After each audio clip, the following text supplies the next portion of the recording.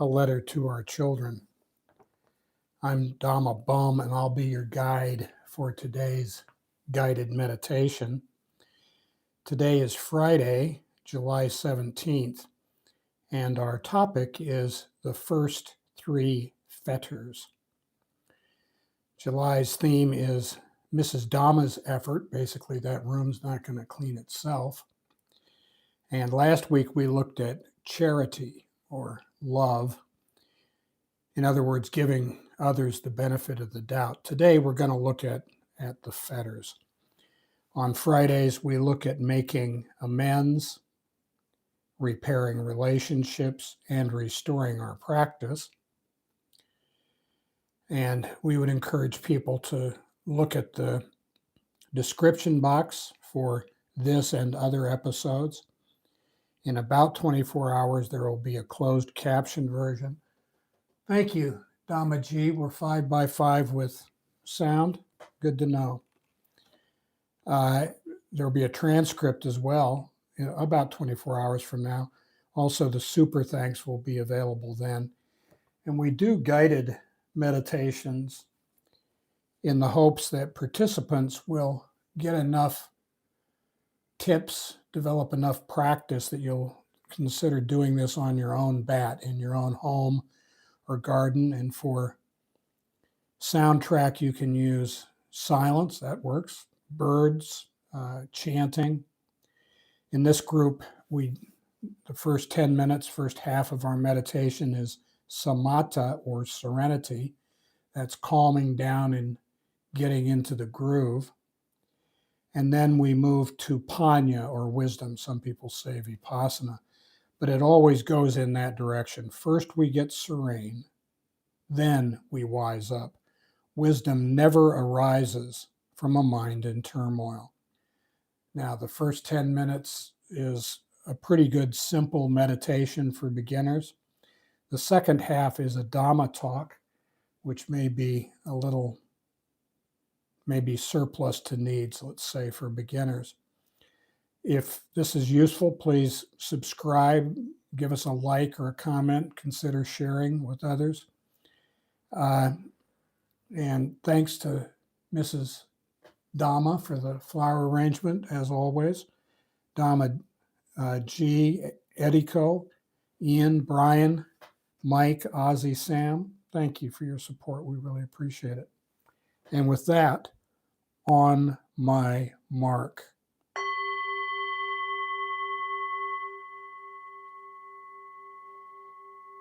Please find yourself in a quiet spot, spine straight, shoulders back. Lower your chin towards your chest and let your hands rest in your lap or on your thighs or your knees.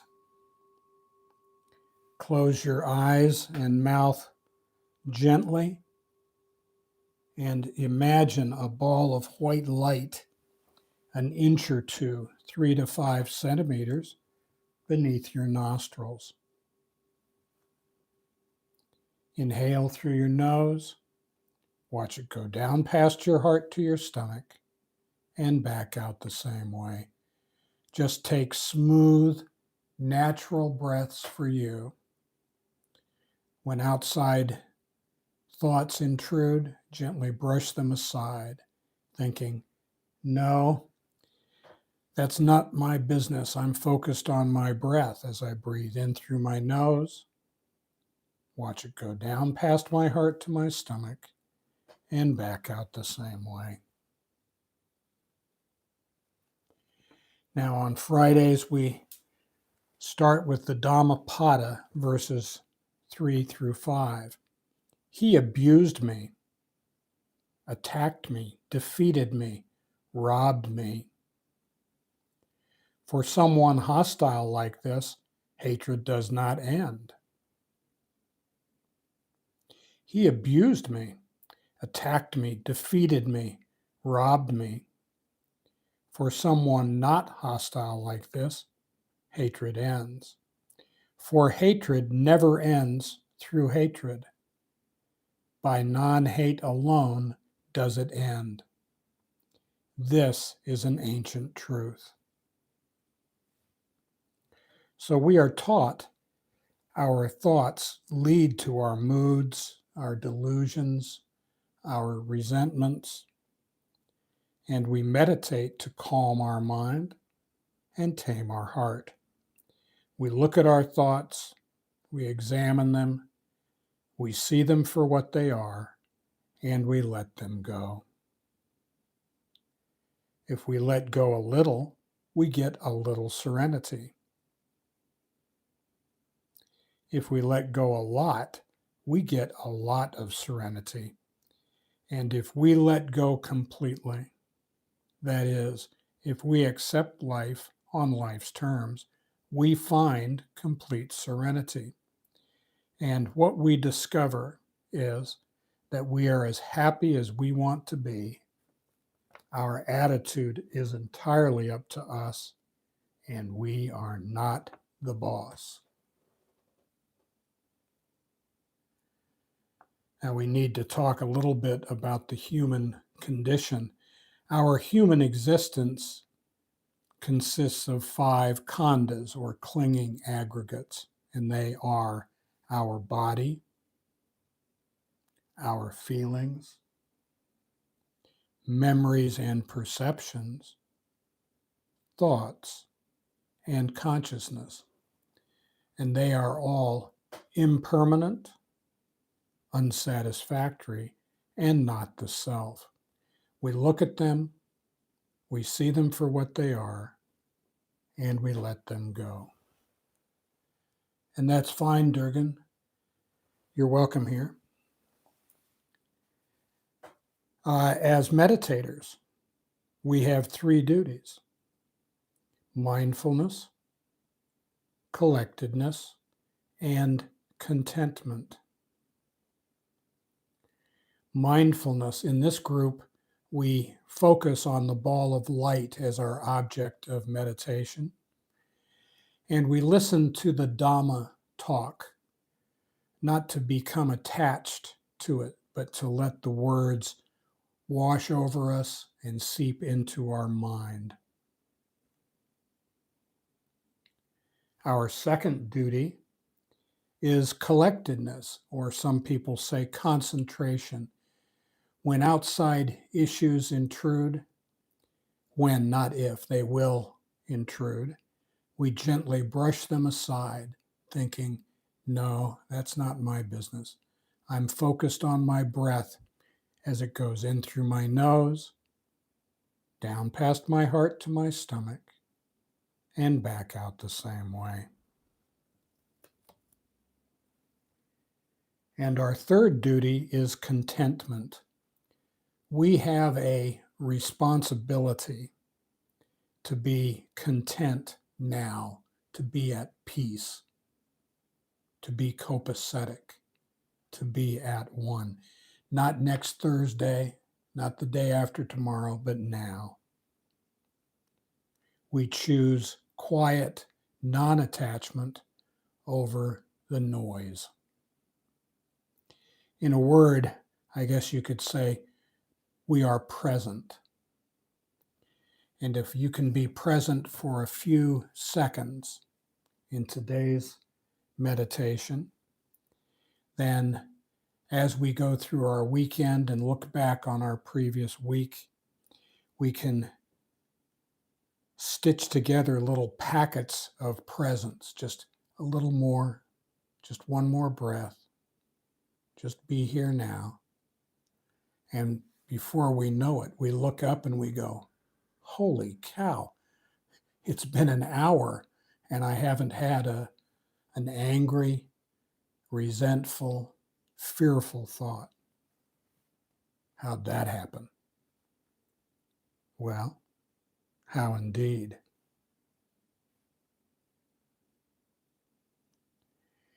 Now, as we consider our past week, maybe our past day, maybe our past 15 minutes, we look with cool eyes and we have 4 questions when we're looking at a suboptimal interaction with someone. Am I minimizing my part and exaggerating theirs. Perhaps I have a sense of entitlement. I thought that they would bring me sprinkles, but they didn't do that.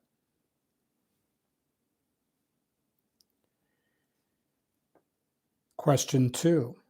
Was I setting myself up as a victim? Did I set expectations that were too high, and then when my expectations were not met, did I throw a temper tantrum? 3.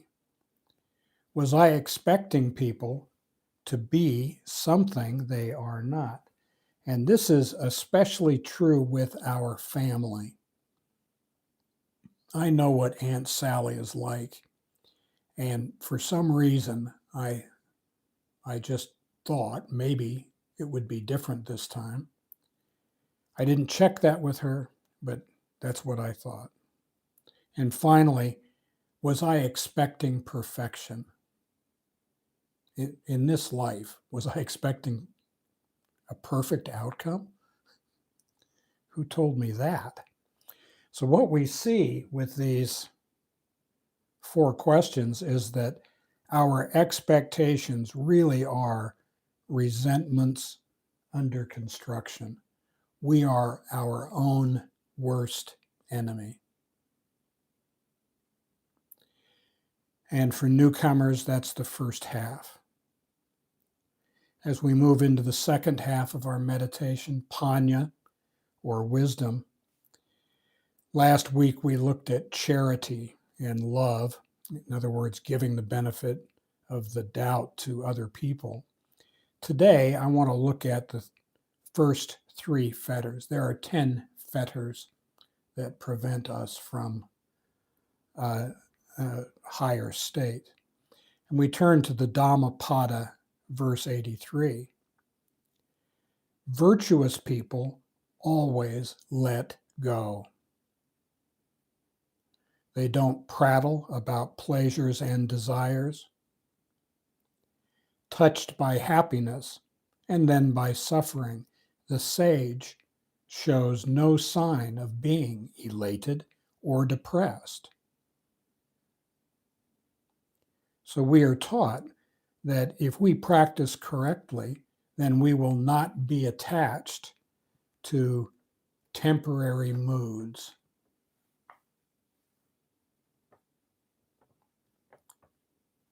209, practicing what one should not practicing what one should.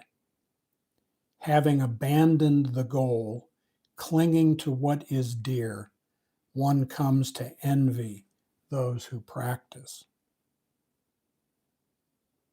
210. Don't get entangled with what you long for or dislike. Not seeing what you long for is suffering. So also is seeing what you dislike. So once again, we can see that right view is the key to clear comprehension. When we look at our life, we can see that this is the way life is. It is just like this.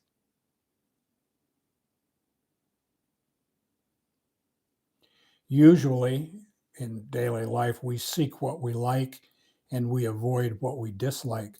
But attachment and aversion are part of the 10 fetters, samyojana. They bind us to samsara, the wheel of birth, suffering, death, and rebirth.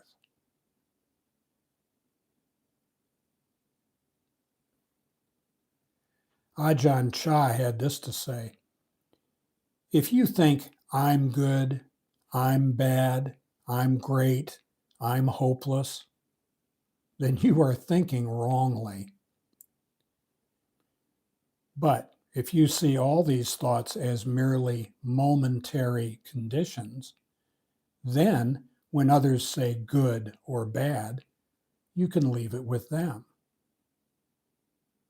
As long as you still see them as me and you, it's like having hornets come buzzing out to sting you.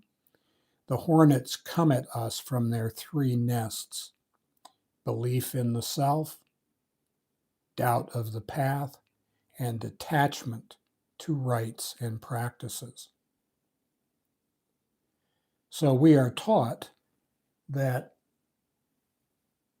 what we need to do is break the cycle. And to do that, we have to break these three fetters. So the first fetter, belief in the self, it is a delusion that we exist separately from transcendent reality and others. In other words, God, as you see God. It could be good, orderly direction. It could be great. It could be grace over drama. If you have an anthropomorphic God, it could be that. Whatever you see as God, we are not separate from that. We are a part of, not apart from. The Japanese term for this is ichinyo, the oneness of all things. We suffer when we alienate ourselves, estrange ourselves from God. If we try to sit outside the transcendent reality, then we suffer. The second fetter is doubt. If we doubt that the practice will produce the fruit of nibbana, in Sanskrit that's nirvana, we will not reach the sublime attitudes of loving kindness, compassion, empathetic joy, and equanimity. And that's because when we harbor doubts about the practice, we will not devote ourselves to it wholeheartedly.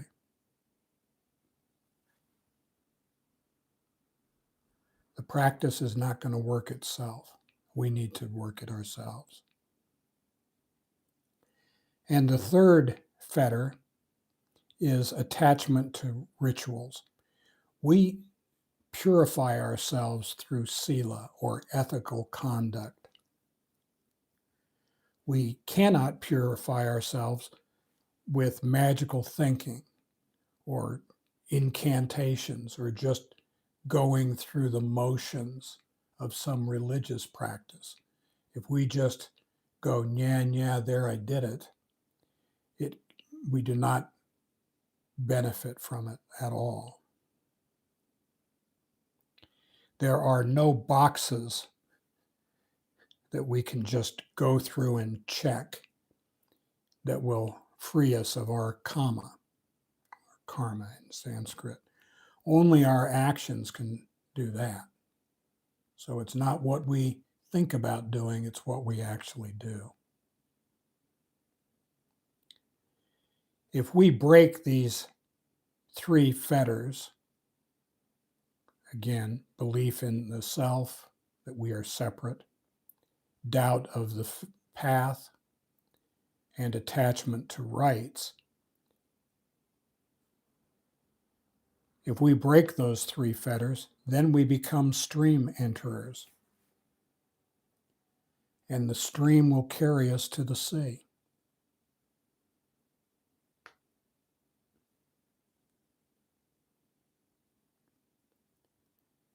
Now, when we see our intentions and our actions with clear comprehension, what we see is that our behavior is driven by delusions. Our conduct is twisted. It's twisted by sensual desires and mental formations. That is, our character is deformed by attachment and aversions to sights, sounds, smells, tastes, tactile sensations, and obsessions of the mind. This is what we study in meditation. And when we do that, we will see what the Buddha saw, that they are all impermanent, anicca, unsatisfactory, dukkha, and not the self, anatta. We look at them, we see them for what they are, and we let them go.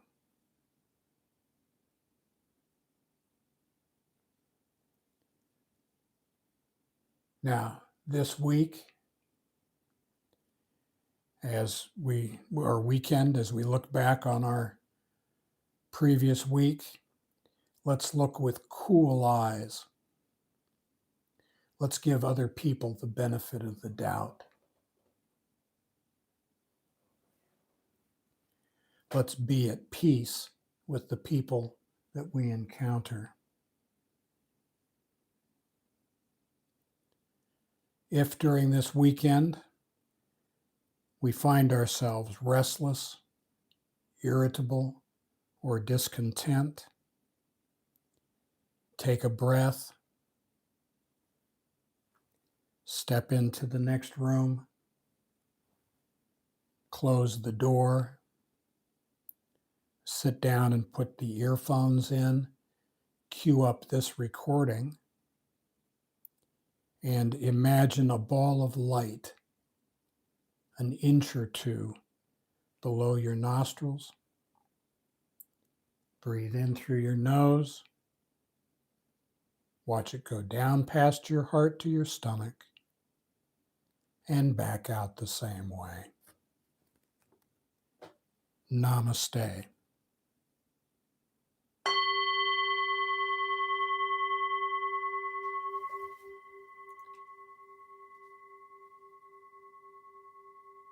Okay. Thank you, Dhammaji. Good to see you. See you in a little bit, I guess. Durgan, I'm happy you came. I hope you got something out of it. You're very welcome. Matthew, you too. We'll be back here next month on Monday, July 20th, and that'll be at 8:45 Japan time. All of our times are in Japan time. That's the way we are. Thank you, Dhammaji.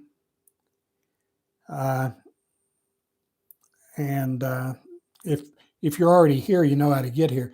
If you're visiting afterwards, which most people do because most people are gainfully employed, unlike me, and you can go into Daily Dhamma for today, July 17th, and in the description box, you'll find a 3-step directions for how to join us for the live stream. We'd love to have you. And if you can't make it, well, that's the way that goes. But we're always happy to have you if you've got the time. By the way, Daily Dhamma, A Letter to Our Children, the book upon which our YouTube channel and our meditations is mostly based upon, is now available on Kindle Unlimited. So if you're a member, you can download that for free, and I hope it's useful to you.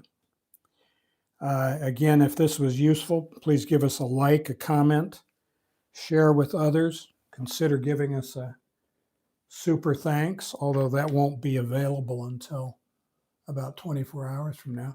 Thank you, Dhammaji. I'll pass that on to her. These pink flowers are about my favorite. She goes to some lengths to do it, and it always fills me with joy when she does. And thank you. That's very kind of you. And we will see you again on Monday, I hope. Thank you very much. Namaste.